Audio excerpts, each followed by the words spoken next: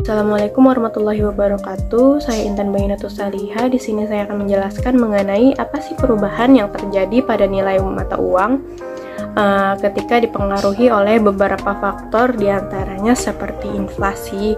Nah, inflasi ini tuh ketika meningkat dia menyebabkan depresiasinya itu terhadap nilai mata uang. Begitupun sebaliknya, jika menurunnya tingkat inflasi, mata uang itu akan naik gitu nilainya, gitu kayak kan setiap negara pasti memiliki tingkat inflasi yang berbeda gitu. Itu berpengaruh juga sama nilai mata uangnya. Dan yang kedua itu ada suku bunga. Perubahan suku bunga ini akan berpengaruh juga terhadap nilai uang dalam suatu negara. Biasanya tuh terhadap mata uang dolar. Nah, karena kan suku bunga, tarif perdagangan uang atau yang disebutnya forex, serta inflasi, semuanya itu saling berhubungan satu sama lain gitu. Yang ketiga itu ada stabilitas politik. Stabilitas politik ini tuh tidak dipungkiri bahwa stabilitas politik dan ekonomis suatu negara akan berpengaruh pada kekuatan nilai mata uangnya. Jadi kondisi politik itu tidak stabil apabila dia memungkinkan terjadinya depresiasi nilai mata uang. Kalian tahu nggak apa sih itu inflasi? Nah, inflasi ini adalah kenaikan harga komoditas dan jasa secara umum dan terjadi secara terus-menerus dalam jangka waktu tertentu. Nah, di sini tuh dimana ada tingkat inflasi yang dilaporkan itu merupakan kenaikan harga barang dan maupun jasa. Nah, yang dimana telah dikumpulkan berdasarkan metodologi perhitungan. Nah, metodologi perhitungannya ini tuh merupakan perhitungan statistik. Nah, inflasi juga inflasi yang tinggi itu bisa menyebabkan pendapatan pada masyarakat itu terus menurun gitu, sehingga standar hidup masyarakat juga akan turun. Lalu tingkat inflasi punya peran penting karena bisa menjadi rujukan untuk memperhitungkan nilai real dari sebuah investasi. Assalamualaikum warahmatullahi wabarakatuh. Perkenalkan, nama saya Lailatul Hasanah. Saya dari kelas 04 SAKM 004. Di sini saya akan mempresentasikan atau membahas mengenai pasar modal, dan saya akan melanjutkan materi dari teman saya sebelumnya.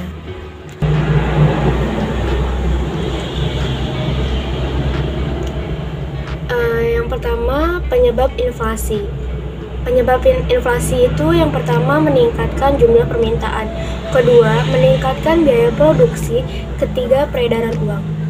Apa maksud dari ketiga penyebab tersebut dan mengapa itu dapat menyebabkan inflasi?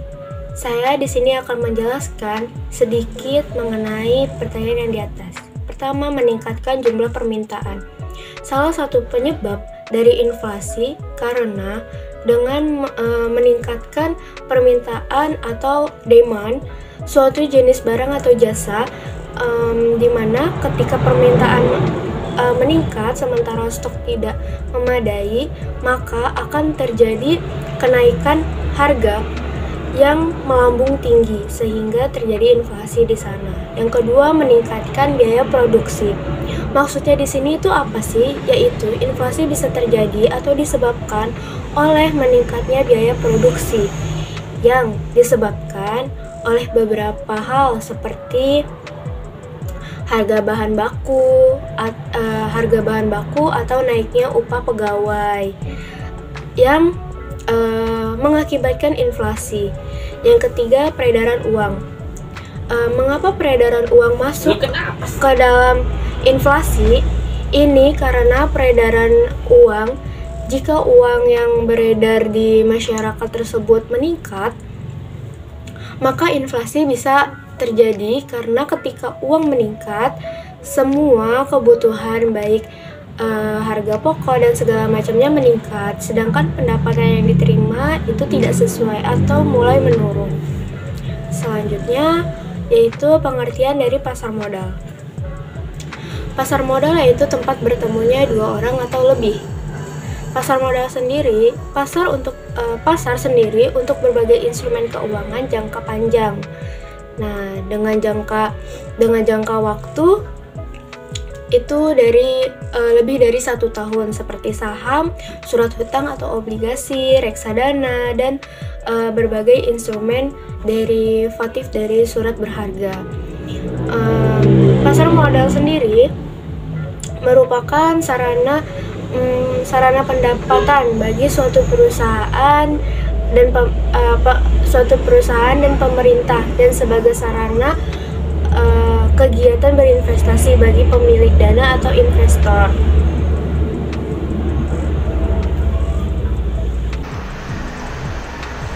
Pasar modal memiliki dua fungsi. Yang pertama, fungsi ekonomi, yaitu pasar modal menyediakan fasilitas atau wahana yang mempertemukan dua kepentingan, yaitu pihak yang memiliki kelebihan dana atau investor dan yang pihak yang memerlukan dana atau issuer. Yang kedua, fungsi keuangan, memberikan kemungkinan dan kesempatan memperoleh imbalan atau return bagi pemilik dana sesuai dengan karakteristik investasi yang dipilih. Produk dari pasar modal itu ada 4. Yang pertama, saham.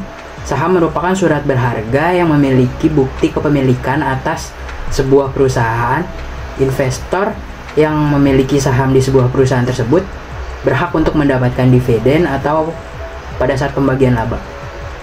Yang kedua, obligasi. Obligasi itu surat utang jangka menengah yang panjang yang dapat dipindah tangankan, dan obligasi ini berisi janji untuk membayar imbalan berupa bunga kepada pembeli sesuai dengan jangka waktu yang telah ditentukan. Yang ketiga, suku atau obligasi syariah, yaitu surat berharga jangka panjang berdasarkan prinsip syariah yang dikeluarkan emiten kepada pemegang saham obligasi syariah. Yang terakhir, reksadana. Itu merupakan investasi di mana dana dari investor akan dikelola oleh manajer investasi agar memperoleh keuntungan.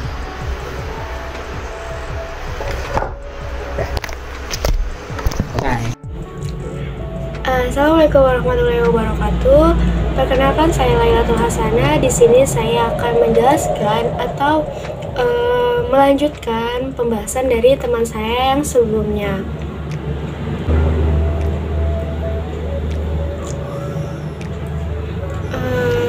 Di sini saya akan membahas tentang manfaat pasar modal. Manfaat pasar modal terbagi menjadi 3. Yang pertama, manfaat bagi negara, kedua, manfaat bagi investor, dan ketiga, manfaat bagi emiten atau pihak pemerintah atau swasta yang melakukan penawaran. Yang pertama, manfaat bagi negara. Salah satu sumber dari pendapatan negara yaitu dari manfaat pasar modal bagi negara. Yang pertama adalah mendapat sumber pendapatan negara dari mana pendanaannya itu berasal dari pajak negara. Yang kedua, membantu menjalankan roda perekonomian. Maksudnya di sini yaitu dengan bertumbuhnya atau banyaknya investor yang memberi saham kepada perusahaan yang terdaftar, maka perusahaan tersebut memiliki pendapatan untuk mengekspansi bisnisnya untuk lebih baik lagi atau yang lebih jauh lagi. Yang kedua, menarik investor asing. Maksudnya apa? Maksudnya di sini dengan adanya investor asing yang menanam modalnya ke perusahaan tersebut, ke perusahaan yang terdaftar atau perusahaan tersebut, biasanya maka perusahaan bisa mengembangkan bisnisnya menjadi lebih lagi atau bisa mengembangkan sayapnya ke luar negeri. Selanjutnya mendapat keuntungan. Manfaat dari pasar modal selanjutnya yaitu mendapat keuntungan, di mana keuntungan didapat dari investasi yang berada di pasar, yang berada di pasar modal. Manfaat pasar modal bagi investasi dan masyarakat. Maksudnya, investor di dalam ini adalah pemodal yang ingin menginvestasikan dananya dengan membeli instrumen pasar modal. Siapa saja yang termasuk pemodal, siapapun masyarakat bisa untuk menjadi investor di pasar modal. Yang kedua, bagi investor. Bagi investor sendiri ada yang pertama, nilai investasi berkembang seiring dengan pertumbuhan ekonomi. Kenaikan ini dicerminkan dari kenaikan harga saham yang berdampak pada capital gain. Yang keduanya, menerima dividen bagi yang memiliki atau memegang saham, dan suku bunga pengambil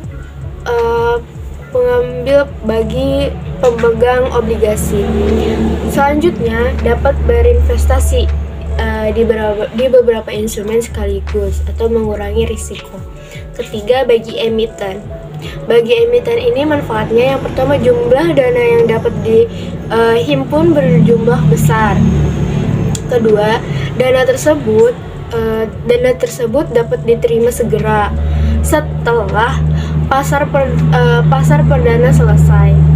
perdanaan selesai. Yang ketiga, tidak ada confinement sehingga manajemen bisa lebih leluasa dalam mengelola dana atau perusahaan.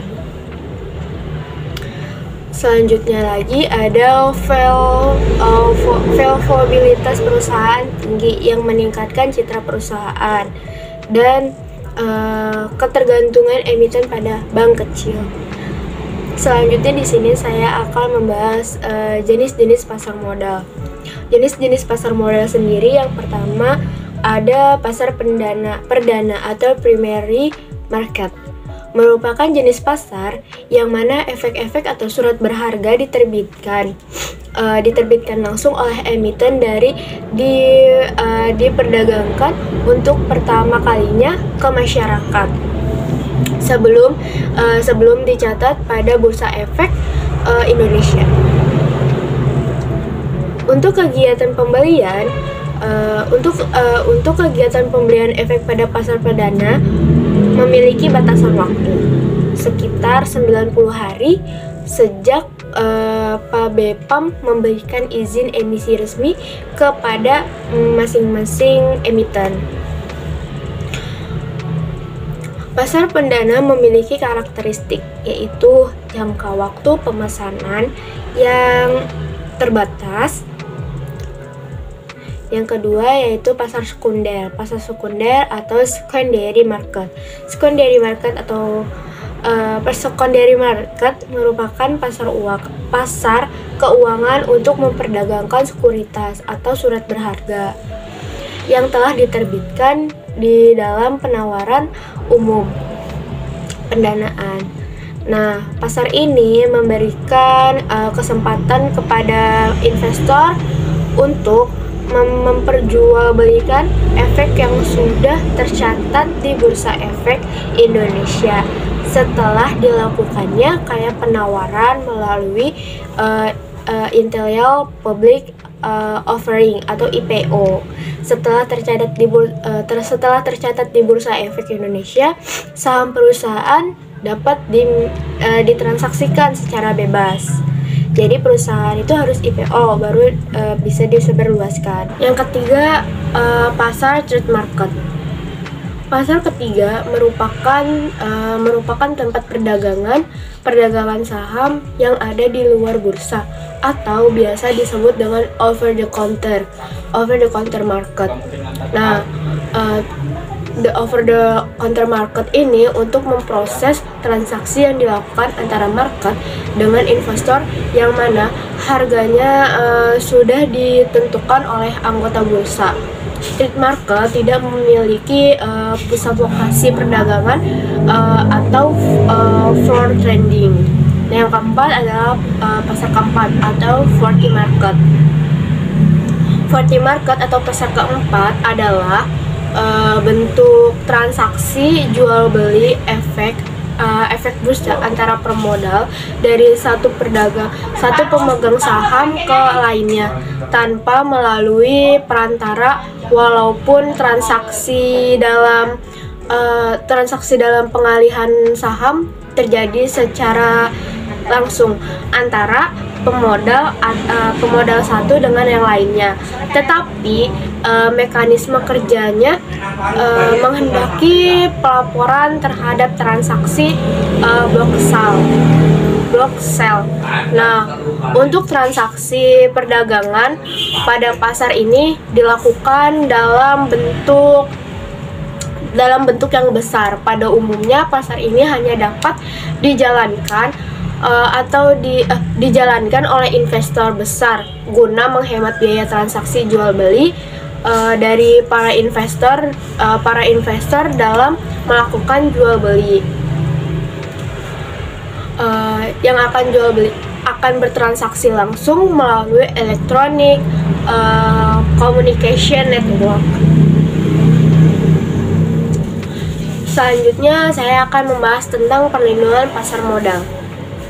Perlindungan pasar modal yang pertama ini yaitu perlindungan hukum bagi investor. Aktivitas investasi di pasar modal diawasi oleh Badan Pengawas Pasar Modal.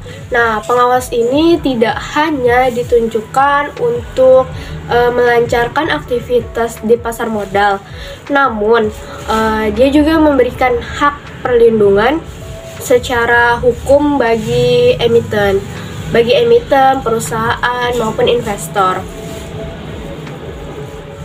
Berikut ini adalah perlindungan hukum bagi investor di pasar modal. Yang kedua, mendapat hak investor untuk membaca prospektus efek. Kesempatan kepada investor untuk mengetahui prospektus yang berkenan dengan efek atau saham yang diterbitkan. Hal ini ditunjukkan agar investor tersebut mengetahui kondisi perusahaan serta menunjukkan bahwa perusahaan tersebut bersifat transparan. Nah, investor diberikan prospektus sebagai pertimbangan sebelum melakukan pemesanan produk saham. Terus membaca prospektus dari perusahaan. Dari perusahaan ini akan menunjukkan kelebihan dan kekurangan mereka. Yang ketiga itu ada mendapat perlindungan modal investor di pasar modal. Nah, yang ketiga ini yaitu Badan Pengawas Pasar Modal berkewajiban untuk mengawasi kelancaran dari aktivitas pasar modal. Apabila investor merasa adanya kayak pergerakan modal yang tidak transparan, nah investor ini akan mendapatkan hak untuk mengajukan laporan dan juga mengadukannya kepada BPPM. BPPM akan memeriksa keterangan dan bukti apabila adanya pelanggaran. Nah, rekening bank lembaga keuangan di perusahaan bisa diblokir. Bahkan perusahaan tersebut bisa sekali dipidana. Yang keempat, mendapatkan perlindungan hukum investor. Nah, berdasarkan OJK atau otorisasi jasa keuangan, salah satu tugas otorisasi jasa keuangan atau OJK adalah memberikan perlindungan kepada investor sebagai konsumen jasa keuangan di Indonesia. Nah, perlindungan tersebut bersifat preventif atau pencegahan. Walaupun represif yang berbentuk sanksi sebagai perlindungan hukum di bidang keuangan, OJK atau otorisasi jasa keuangan ini bertugas untuk mencegah kerugian yang terjadi kepada perusahaan, yang terjadi kepada masyarakat atau perusahaan. Nah, kesimpulan yang dapat diambil, pasar modal adalah tempat pertemunya antara investor dan juga perusahaan yang membutuhkan pendanaan di pasar modal. Terus transaksi yang dijual atau dijual belikan instrumen keuangan seperti saham, obligasi, atau surat utang yang dilakukan investasi dalam pasar modal yang melibatkan pembelian instrumen keuangan dengan tujuan untuk memperoleh keuntungan